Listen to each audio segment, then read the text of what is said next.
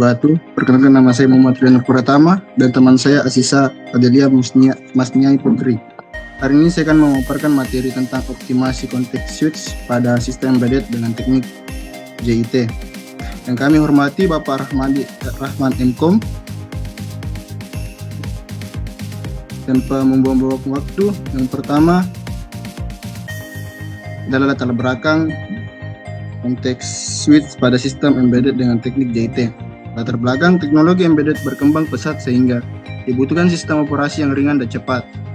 Salah satu tantangan utamanya adalah proses konteks switch, yaitu perpindahan tugas CPU antar program yang penting untuk multitasking pada microcontroller seperti ATM 3835. Memori dan prosesor terbatas sehingga konteks switch bisa lambat dan boros daya. Teknik JIT menjadi solusi karena hanya mengompilasi kode saat dibutuhkan, sehingga lebih hemat memori dan mempercepat eksekusi. Namun, JIT juga menantang karena pengelolaan memori lebih rumit dan bisa memperlambat sistem jika tidak dirancang dengan baik. Yang kedua, tujuan menganalisis mekanisme konteks switch pada sistem operasi embedded. Menerapkan teknik JIT untuk meningkatkan efisiensi multitasking. Yang ketiga, mengintegrasikan JIT ke dalam IGN iOS pada microcontroller. Yang keempat, mengidentifikasi tantangan implementasi JIT pada sistem berbasis sumber daya terbatas. Yang ketiga, manfaat mengurangi beban memori dan waktu eksekusi teks, meningkatkan efisiensi dan responsivitas sistem multitasking, memberikan solusi ringan untuk optimasi OS embedded pada microcontroller, mendukung pengembangan US embedded yang lebih adaptif dan hemat energi. Yang keempat, komponen perangkat keras.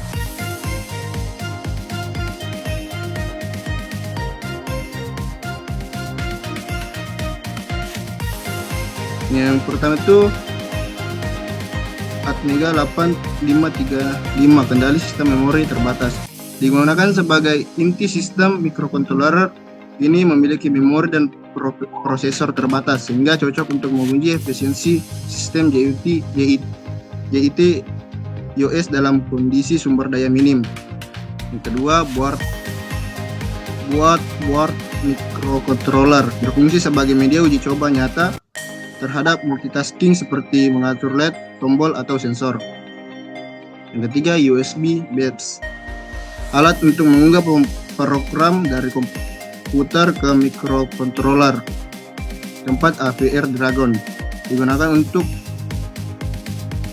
sistem multitasking secara real time, membantu menganalisis performa konteks switch dan kestabilan sistem. Yang keempat, komponen perangkat lunak.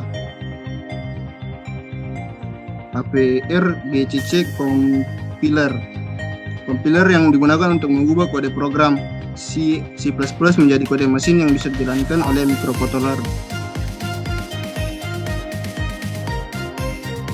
Yang kedua, Atmel Studio atau AVR Studio merupakan lingkungan pengembangan atau IDE untuk menulis, menjalankan, dan melakukan program microcontroller.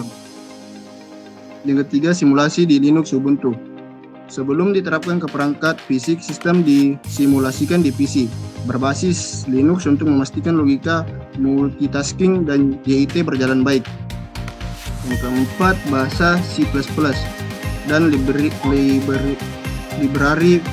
Patriot digunakan untuk membangun sistem multitasking dan pengaturan konteks switch secara efisien.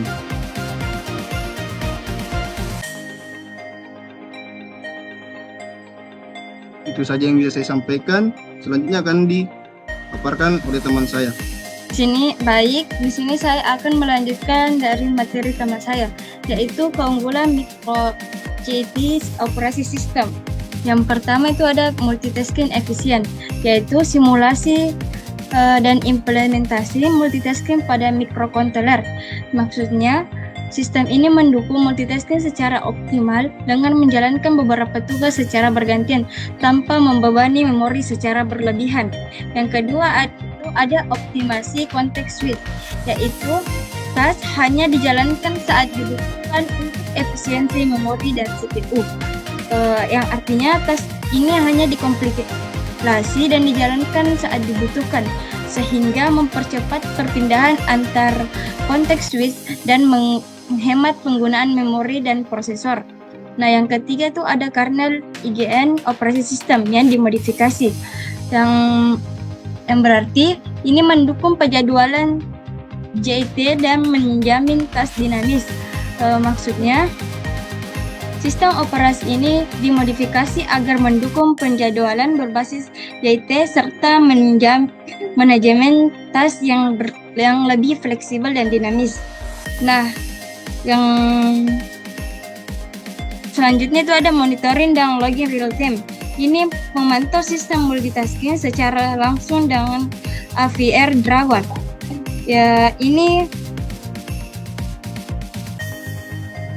memantau secara langsung penggunaan perangkat di bagian seperti AVR Dragon sehingga memudahkan evaluasi performa multitasking. Nah, yang terakhir itu ada kompatibilitas hardware. Ini mendukung sensor suhu, tombol, dan LED sebagai input atau output sistem. Nah, selanjutnya itu ada implementasi JIT untuk optimasi konteks switch. Implementasi JIT ini untuk optimasi konteks switch. Ini hanya dikompilasi dan dijalankan saat dibutuhkan, mengurangi beban memori dan mempercepat eksekusi. Terus IGN ini dimodifikasi agar hanya mengeksekusi konteks switch yang relevan. Yang hasilnya konteks switch ini lebih cepat, sistem lebih responsif, cocok untuk microcontroller dengan sumber daya terbatas seperti ATM Mega 8535.